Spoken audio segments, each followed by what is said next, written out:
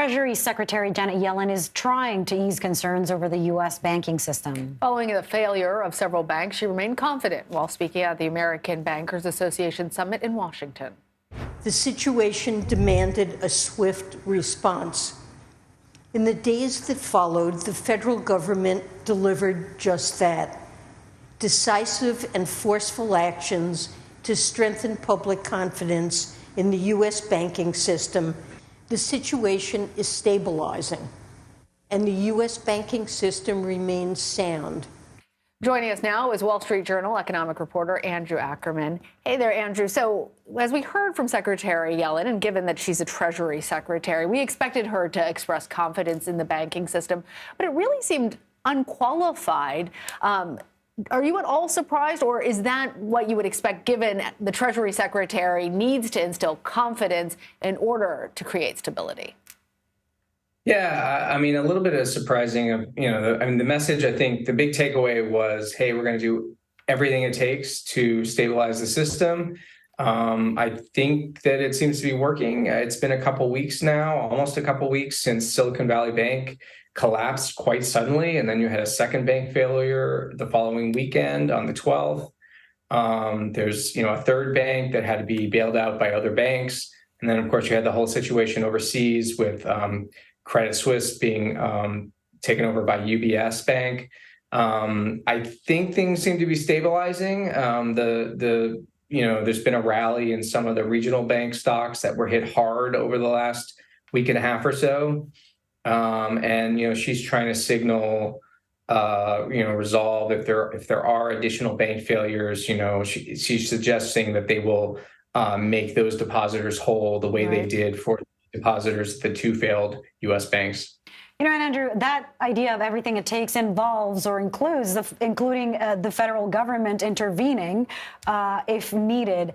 Here's more of what she said. We'll talk in a minute. Our intervention was necessary to protect the broader U.S. banking system. And similar actions could be warranted if smaller institutions suffered deposit runs that pose the risk of contagion. Andrew, I think taxpayers want to hear where all of this capital is coming from. So far, the taxpayers haven't had to pay for anything. This has all been borne by the Deposit Insurance Fund that is overseen by the FDIC. It's basically this $126 billion pot of money that is guaranteeing $17 or so trillion of bank deposits. They will have to replenish that at some point, which means they'll probably have to impose assessments on the banks, which means that the banks may charge more for some of their services to recoup those costs. I think there's broader issues here where the regulators have spent, this may be kind of in the weeds, but the regulators have spent 15 years since the last financial crisis trying to really improve the financial system. And what we saw is they kind of missed problems with these smaller institutions. They were so focused on the too big to fail banks that they forgot that you could have groups of smaller banks that would fail, that would be systemic. And how they fix that is still very unclear. The secretary did not get into any details on that today. They said they will eventually have recommendations. I think there'll be some hearings coming up. The Fed is going to report back on some of the supervisory failures, which have already sort of been highlighted at the Fed, which oversaw Silicon Valley Bank. And so, how they fix that, though, is going to be a big issue. Well, Andrew, as you're talking about some of these other issues that were kind of missed, one of those issues, a fundamental part of that, is about mortgages and home sales. Obviously, because a lot of these institutions have these low-rate mortgages on their balance sheets. Meanwhile, the Fed is increasing the interest rate.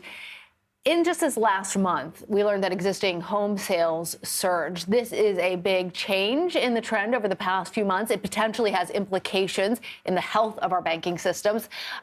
I'm curious if you could just tell our viewers more about what sparked the rise in buying and what that might portend for the future. Yeah, so what we learned today is that the home sale prices, they declined February of this year compared to February of last year. That was for the first time there's been a year-to-year decline in about 11 years. I think that's kind of the information that the Fed's looking for when the Fed has been raising rates until something breaks. Things are starting to break. There are banks that have gotten into trouble because of the maturity mismatch in the securities versus the on-demand deposits. And the Fed wants to see signs that inflation is coming down. One of the key channels for how I guess monetary policy interacts with the real economy is home prices. And I think it's a good sign that they're starting to come down. It may not be enough. It's an open question. I guess we'll find out tomorrow at the end of the interest rate meeting at the Fed. Well, Andrew Ackerman, thank you so much.